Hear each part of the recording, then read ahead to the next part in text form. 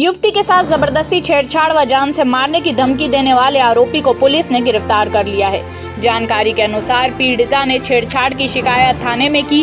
Parthia Dantewada में नौकरी करती है तथा बचेली से दंतेवाड़ा भारत ट्रेवल्स बस में आना जाना करती है।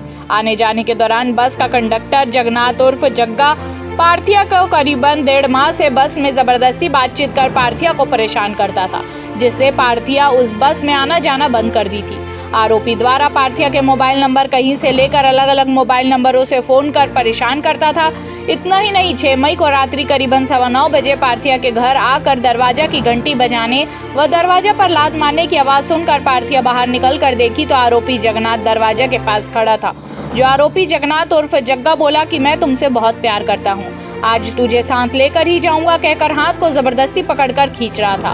विरोध करने पर मां बहन की अश्लील गाली गलौज करते हुए जान से मारने की धमकी दे रहा था। जो आवाज सुनकर पड़ोस के लोगों के आने पर वहां से भाग गया। थाना बचेली पुलिस द्वारा प्रकरण के आरोपी जगन्नाथ उर्फ जग्गा की तत्काल गिरफ्तारी हेतु पतासाजी के दौरान सूचना मिलने पर बस स्टैंड बचेली से आरोपी जगन्नाथ उर्फ जग्गा को हिरासत में लेकर थाना लाकर पूछताछ करने पर अपना जुर्म स्वीकार किया। आरोपी को न्यायालय के समक्ष पेश न्यायिक रिमांड पर जिला जेल दाखिल कराया गया है। बचेली से फखरे आलम की रिपोर्ट।